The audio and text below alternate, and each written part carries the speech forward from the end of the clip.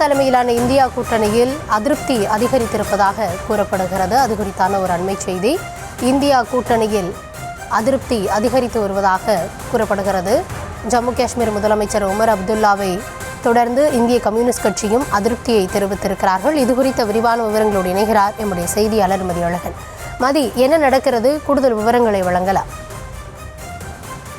காங்கிரஸ் தலைமையிலான இந்தியா கூட்டணி வெண்டிலேட்டர் சிகிச்சையில் இருப்பதாக ஜம்மு காஷ்மீரினுடைய முதலமைச்சர் உமர் அப்துல்லா ஒரு கருத்தை தெரிவித்திருந்தார்.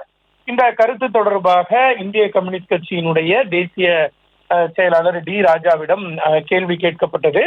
அதற்கு உமர் அப்துல்லாவினுடைய கருத்தை ஆமோதிக்கக்கூடிய வகையில் டி ராஜா கருத்தை தெரிவித்திருக்கிறார். அதாவது காங்கிரஸ் கட்சியினுடைய தலைவர் மல்லிகார்ஜுன கார்கே தான் தற்பொழுது இந்தியா கூட்டணிக்கு தலைவராக இருக்கிறார். ஆனால் அந்த கூட்டணி சார்பில் எந்த விதமான ஆலோசனை கூட்டங்களுக்கும் அழைப்பு விடுக்கப்படுவதில்லை, அதாவது கலந்தாலோசிப்பதில்லை. அதே போல இந்தியா கூட்டணியில் அந்த ஒருங்கிணைப்பு என்பது குறைவாக இருப்பதாக தெரிவித்திருக்கிறார். மேலும் அதே போல இந்த விவகாரத்தில் அனைத்து கட்சிகளும் ஒன்றிணைந்து செயல்பட வேண்டும் என்று தாங்கள் கோரிக்கை வைப்பதாகவும் அவர் குறிப்பிட்டிருக்கிறார்.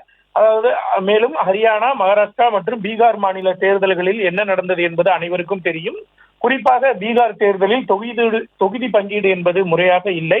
அதே போல அனைத்து கட்சிகளும் ஒருங்கிணைந்து முறையாக தேர்தல் பரப்புரை மேற்கொள்ளவில்லை. மேலும் ஒருங்கிணைப்பு என்பது இல்லை என்றும் அவர் குறிப்பிட்டிருக்கிறார்.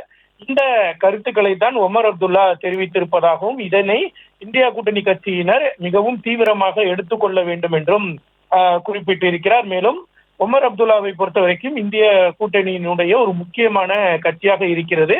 எனவே அவர்கள் அந்த இந்தியா கூட்டணி செயல்படும் விதம் குறித்து கூறியிருக்கக்கூடிய கருத்தை மிக தீவிரமாக எடுத்துக்கொள்ள வேண்டும் என்று டி ராஜா தெரிவித்திருக்கிறார். மேலும் இந்தியா கூட்டணி தொடங்கப்பட்ட நோக்கம் என்பது இந்தியாவை காப்பாற்றுவதற்கும் பிஜேபியை தோற்கடிப்பதற்கும் தான் அந்த இந்தியா கூட்டணி என்பது தொடங்கப்பட்டது. அதனால்தான் மதசார்பற்ற கட்சிகள் அனைத்தும் ஒன்றிணைந்து இந்த கூட்டணியை உருவாக்கி இருக்கிறோம். ஆனால் இந்தியா கூட்டணி எதற்காக உருவாக்கப்பட்டது, அந்த கோட்பாட்டின்படி தற்பொழுது இந்தியா கூட்டணி செயல்படுவதில்லை என்றும் டி ராஜா தனது விமர்சனத்தை முன்வைத்திருக்கிறார்.